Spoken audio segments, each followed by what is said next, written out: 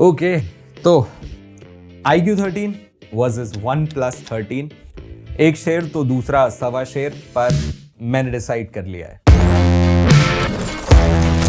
और आसान नहीं था क्योंकि देखो ये दोनों ही फोन्स बहुत ही सिमिलर लगते हैं, स्पेशली ऑन पेपर। चाहे हम इनकी डिजाइन, बैटरी, परफॉर्मेंस, किसी भी चीज के बारे में बात करें, मोस्टली तो top of the line specs हैं, पर अंतर प्राइस का है, वो भी 15,000 रुपए का। जहां OnePlus 13 स्टार्ट होता है 70,000 रुपए से बेस वेरिएंट का, वहीं iQ13 55,000 रुपए पे स्टार्ट हो जाता है। और ये मैं बिना ऑफर वाली प्राइसिंग बता रहा हूँ। तो कंफ्यूजन जायज भी है, और मेरे ख्याल से शायद ये चैनल की सबसे ज्यादा रिक्वेस्टेड वीडियो है। तो हियर वी गो, मैं हूं आयुष टेक प्राइड से, और इस वीडियो में आपको बताऊंगा कि क्या आपको OnePlus 13 पे एक्स्ट्रा पैसे डालने चाहिए या अपने पैसे बचाकर iQ13 ले लेना चाहिए।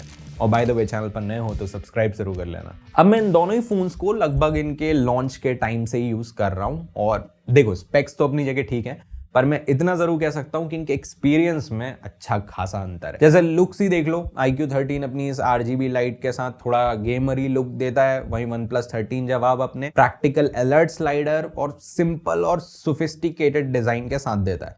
हालांकि मैं iQ13 की फ्लैट डिस्प्ले और साइड ज्यादा प्रेफर करता हूं, पर OnePlus अपने पूरे कर्वी ट्रीटमेंट के कारण हाथ में ज्यादा कंफर्टेबल लगता है, जबकि दोनों का वेट बराबर ही है। हाथ में OnePlus थोड़ा ज्यादा प्रीमियम भी फील होता है, चाहे मैं इसके बैक ग्लास के टेक्सचर की बात करूं या साइड फ्रेम के फील की। और कोई गैप्स वैप्स का इशू भी नहीं है यहाँ। हालांकि मुझे ये बड़ा इशू तो मेरे iQ13 के लिए भी नहीं लगा था, पर ना होने से बढ़िया क्या हो सकता है। और धूल पानी की टेंशन दोनों में नहीं लेनी, क्योंकि ये दोनों ही IP68, 69 वाटर रेजिस्टेंस के साथ आ रहे हैं। अब इन दोनों ही शेयरों का सबसे बड़ा अंतर हमें यहाँ देखने मिलता है, नॉट जस्ट द लेआउट, पूरा कैमरा एक्सपीरियंस। अब अगेन ऊपर से तो देखो दोनों ही बहुत ही सिमिलरिश दिखते हैं, क्योंकि दोनों में 50 मेगापिक्सल के ट्रिपल कैमरे सेटअप्स आ रहे हैं। पर इनके रिजल्ट्स, मेन कैमरा की बात करूं तो मुझे OnePlus की फोटोज बेहतर लगी। सेंसर बड़ा है iQ के बदले, तो सब्जेक्ट सेपरेशन बेहतर मिलता है। एक स्लाइट कूल टोन रहता है फोटोज में, पर कलर सही लगे। iQ के कलर्स थोड़ा ओवर सैचुरेटेड लगते हैं इसके आगे, पर iQ ज्यादा कंसिस्टेंट है। इस पे स्किन टोन्स भी हल्की सी बेहतर लगती हैं, पर वहीं OnePlus की इमेजेस और ज्यादा कॉन्ट्रास्टी और शार्पर हैं। अल्ट्रा वाइड में भी सेम कहानी है, OnePlus शार्पर फोटोज लेता है, स्पेशली एजेस पे, पर सरप्राइजिंगली यहाँ थोड़ा सा कूलर टोन उल्टा iQ की फोटोज में मिल रहा है। टेलीफोटो लेंस में सबसे ज्यादा अंतर है, OnePlus 3x लेंस के साथ आ रहा है iQ के 2x के बदले, तो बैकग्राउंड ब्लर और कंप्रेशन दोनों ही OnePlus में बढ़िया लगते हैं। ज्यादा रेंज होने के कारण इसकी पोर्ट्रेट परफॉर्मेंस भी बेहतर है, एजेस ज्यादा साफ हैं, इजिली ये बेटर टेलीफोटो है आउट ऑफ द टू। अब सेल्फीज देखे तो दोनों 32 मेगापिक्सल सेंसर्स के साथ आ रहे हैं, पर OnePlus बेहतर शॉट्स लेता है यहाँ भी। iQ कभी कभी इतनी एग्रेसिव प्रोसेसिंग करता है कि आप खुद की शक्ल देख कर डर जाओ, और OnePlus का कैमरा वाइडर भी है इससे, तो नाइस। पर iQ इतनी जल्दी यार थोड़ी मानेगा। वीडियो परफॉर्मेंस मुझे iQ की थोड़ी बेटर लगी। कलर्स, डायनामिक रेंज ओवरऑल बेहतर और थोड़ी और कंसिस्टेंट रिजल्ट्स निकालता है OnePlus के मुकाबले। और लो लाइट में भी iQ अपना दम दिखाता है, कलर ज्यादा पंची लगते हैं, फ्लेयरिंग कम है और फोटो शार्पर दिखती हैं। कभी कभी थोड़ी सी ओवर शार्पन भी लगती हैं, पर एक सॉफ्टर फोटो के बदले तो मैं हर बार इसे ही चुनूंगा। अल्ट्रा वाइड और टेलीफोटो, इन दोनों के रिजल्ट्स में OnePlus बेहतर लगा मुझे। ऑनेस्टली मैं बहुत ही कम लाइट में तो इन लेंसेज से शूट करना अवॉइड ही करूंगा। खैर, कैमरेस के बाद इन दोनों ही फोन्स का सबसे बड़ा अंतर इनके सॉफ्टवेयर एक्सपीरियंस में देखने मिलता है। iQ13 इसके लेटेस्ट फन टच OS 15 के साथ आता है, वहीं OnePlus 13 लेटेस्ट ऑक्सीजन OS 15 के साथ। अभी दोनों ही स्किन्स लेटेस्ट Android 15 पे बेस्ड हैं और अच्छी खासी फीचर रिच भी हैं। तो डिफरेंस कहाँ है? बारीकियों में।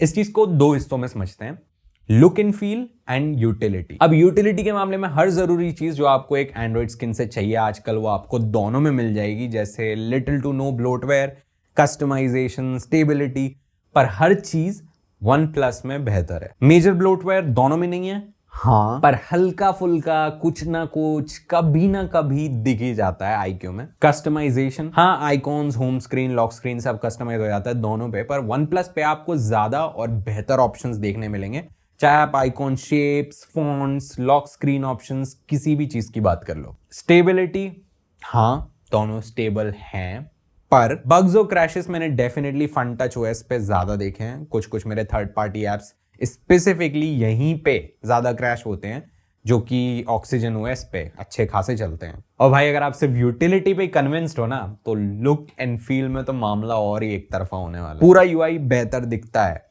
ज्यादा कंसिस्टेंट है, छोटे छोटे आइकॉन्स, फॉन्ट्स सब कुछ। आप शायद एग्जैक्टली पिन पॉइंट भी ना कर पाओ क्या, पर ओवरऑल ऑक्सीजन ओएस काफी ज्यादा प्रीमियम दिखता है। एक बार बस एक कंट्रोल सेंटर ही देख लो, या फिर इनका ये होममेड डायनामिक आइलैंड, और फिर एनिमेशंस। मेरे हिसाब से one of the best animations हैं अभी एंड्रॉइड साइड पे ऑक्सीजन ओएस में। मोस्ट मूवमेंट्स एकदम मक्खन लगते हैं। फन टच ओएस में भी एनिमेशंस बुरे नहीं हैं, पर इसके आगे क्लंकी लगते हैं थोड़े। और आजकल हम ओएस की बात बिना एआई के कैसे खत्म कर सकते हैं, तो वो भी देख लेते हैं। अब जो जनरल एआई फीचर्स होते हैं जो हम यूज करते हैं, एज्यूमिंग अगर आप एआई फीचर्स यूज करते हो, जैसे circle to search, object eraser या राइटिंग रिलेटेड कुछ टूल्स, वो आपको दोनों ही स्किन्स में मिल जाएंगे। बस कुछ इक्का दुक्का चीजें हैं जो थोड़ा ऊपर नीचे है। मैंने ये ऑब्जर्व किया कि OnePlus ने ज्यादा फोटो रिलेटेड फीचर्स पे काम किया है, जैसे ब्लरी फोटो को ठीक कर पाना, रिफ्लेक्शंस वगैरह मिटा पाना। वहीं IQ live call translation offer कर देता है, जो यहां नहीं है। तो एक को पूरी तरीके से बेहतर कह पाना मुश्किल है, तो कांटे की टक्कर समझ लो। तो क्या क्या हो गया? स्लाइडली बेहतर कैमरास, काफी बेहतर सॉफ्टवेयर, व्हाट एल्स? हार्डवेयर पे वापस चलते हैं और डिस्प्ले पे नजर डालते हैं। दोनों फोन्स ऑन पेपर बहुत ही आइडेंटिकल डिस्प्लेस के साथ आते हैं। कंटेंट देखने में दोनों में बहुत मजा आता है, कलर्स भी दोनों के तगड़े। एक चीज जो गौर करने वाली है कि IQ डॉल्बी विजन सपोर्ट नहीं करता, जहां OnePlus करता है। अंतर है, हाँ, बहुत बड़ा अंतर है नहीं। साइड बाय साइड रख के डॉल्बी विजन कंटेंट चेक किया, हल्के से कलर्स अलग दिखते हैं, दैट्स इट। उससे बड़ा अंतर इनके हाई ब्राइटनेस मोड का है। यहाँ IQ ज्यादा ब्राइटनेस क्लेम करता है OnePlus से, पर सच्चाई आपके सामने है। हाँ, OnePlus 13 गेट्स ब्राइटर। बाहर धूप में तो फिर भी सिमिलर इश दिखते हैं, पर अंदर तो कोई सवाल ही नहीं है। OnePlus गेट्स मच ब्राइटर, पर IQ का रिफ्रेश रेट हल्का सा ज्यादा है। ये 144 हर्ट्ज का पैनल है OnePlus के 120 हर्ट्ज के बदले, और यहाँ बस ये नाम का शेर है, क्योंकि इससे जरा सा भी फर्क नहीं पड़ता। Even in gaming most games आपके 120 हर्ट्ज पे लॉक्ड होते हैं। हाँ, ये लोग सॉफ्टवेयर इंटरपोलेशन के थ्रू थोड़े बहुत फ्रेम रेट ज्यादा निकाल लेते हैं, पर अनलेस आप 24 घंटे 12 महीने PUBG नहीं खेलते, आप डिफरेंस नहीं बता पाओगे। स्पीकर्स भी OnePlus बेटर ऑफर करता है। लाउडनेस में तो सिमिलर इश ही है, ज्यादा अंतर नहीं है, पर बेस और क्लैरिटी यहाँ पे ज्यादा बेहतर है। ये और फुलर साउंड करता है इसके बदले। इसमें मिड्स मुझे हल्के से बूस्टेड लगे और मैक्सिमम वॉल्यूम पे थोड़ा मफल भी करते हैं, तो इसके स्पीकर ज्यादा क्रिस्पी लगे मुझे। और सिर्फ स्पीकर्स ही नहीं, हैप्टिक्स, भाई क्या ही शानदार हैप्टिक्स एक्सपीरियंस देता है भाई ये फोन को अनलॉक करने से लेके UI से इंटरैक्ट करते वक्त। मोटर ज्यादा टाइट और प्रिसाइज लगती है IQ के बदले। इसकी भी बुरी नहीं है बाय एनी मींस, हैप्टिक्स यहाँ भी बढ़िया है, पर यहाँ तो टॉप टियर हैप्टिक्स हैं। इंप्लीमेंटेशन भी बहुत शानदार है across the UI, again something जो मैं IQ के लिए नहीं बोल सकता। परफॉर्मेंस पर दोनों का बहुत, एंड आई रिपीट, बहुत ही ज्यादा सिमिलर है। दोनों लेटेस्ट 8 Elite चिप और LPDDR5X रैम के साथ आ रहे हैं, और अंतर स्टोरेज टाइप का है। OnePlus UFS 4.0 और IQ UFS 4.1 स्टोरेज के साथ आता है। बेंचमार्क्स में हल्का फुल्का अंतर समझ आता है, पर प्रैक्टिकली कोई डिफरेंस नहीं लगा मुझे, और दोनों फोन्स की परफॉर्मेंस भी एक जैसी ही है। ऐप ओपनिंग, ऐप क्लोजिंग और डे टू डे यूज में दोनों ही बहुत ही शानदार परफॉर्म करते हैं। हल्का फुल्का अंतर ऑप्टिमाइजेशन के कारण आ जाता है बस, और हीटिंग भी नोटिस नहीं करी मैंने इन दोनों में ही। बस गेमिंग के वक्त IQ हल्के से थर्मल्स बेटर हैंडल करता है, पर उसे आप कंफर्टेबली इग्नोर कर सकते हो अनलेस आप 24 घंटे 12 महीने। पर बैटरी एक्सपीरियंस में थोड़ा अंतर है। फिर से स्पेक्स के मामले में सेम ही है, दोनों 6000 mAh की सिलिकॉन कार्बन बैटरीज के साथ आते हैं। ये बेसिकली एक न्यूअर बैटरी टेक्नोलॉजी है, तो फोन ज्यादा बैटरी फिट कर सकते हैं बिना कुछ खास वेट या थिकनेस बढ़ा। पर ओवरऑल बैटरी एक्सपीरियंस मुझे IQ का हल्का सा बेहतर लगा। ये मुझे ऑन एन एवरेज 15-20 मिनट से लेके आधे घंटे का एक्स्ट्रा स्क्रीन ऑन टाइम दे देता है OnePlus 13 के बदले। चार्जिंग के मामले में IQ 120 वॉट के और OnePlus 100 वॉट के फास्ट चार्जर्स के साथ आते हैं, पर इनकी चार्जिंग स्पीड्स में मुझे कुछ खास अंतर नहीं लगा। लगभग 15-20 मिनट में 50% और 35 से 40 मिनट में पूरा चार्ज हो जाते हैं दोनों ही फोन। अब स्पीड्स में तो बराबरी ठीक है, पर चार्जिंग के तरीकों में ये भाई साहब अभी भी थोड़ा पीछे हैं, जहां OnePlus अपना एक्स्ट्रा दांव खेल जाता है 50 वॉट्स की वायरलेस चार्जिंग ऑफर कर। हालांकि इसके लिए इनका खुद का एक्सक्लूसिव चार्जर लगता है, पर ऑप्शन है तो। और ऑप्शंस की बात से याद आया, रिवर्स वायरलेस चार्जिंग का सपोर्ट है यहाँ, तो छोटे मोटे गैजेट्स जो वायरलेस चार्जिंग सपोर्ट करते हो चार्ज किए जा सकते हैं इस पे। ओके, तो कंक्लूजन टाइम। आपको किसके साथ जाना चाहिए। अब हो सकता है आप लोगों को सोफा लग रहा हो कि हर चीज OnePlus में ही बेहतर लग रही है यार, तो फिर iQOO को कंसिडर ही क्यों करना, और आप समवॉट राइट भी हो। पर सच कहूं तो दोनों ही फोन्स बहुत टक्कर के हैं, और जब मैं बोल रहा हूं कि कोई चीज अगर OnePlus में इसके बदले बेहतर है, तो मेरा ये मतलब नहीं है कि सीधा 10 गुनी बेहतर है, मेरा मतलब बेहतर है थोड़ी बहुत। और मुझे सच में लगता है कि अगर आपका बजट कम है, या हो सकता है आपको सॉफ्टवेयर से ज्यादा मतलब है ही नहीं, या आपको मेनली गेमिंग करने के लिए ही एक फोन लेना है, तो उन सारे सिनेरियोज में फिलहाल के लिए iQOO 13 आपके लिए बेस्ट ऑप्शन रहेगा। अगर आप AI फीचर्स का सोच रहे हो तो दोनों में ही आपको ठीक ठाक AI फीचर्स मिल जाते हैं, और OS अपडेट्स के मामले में भी दोनों एकदम जुड़वा हैं।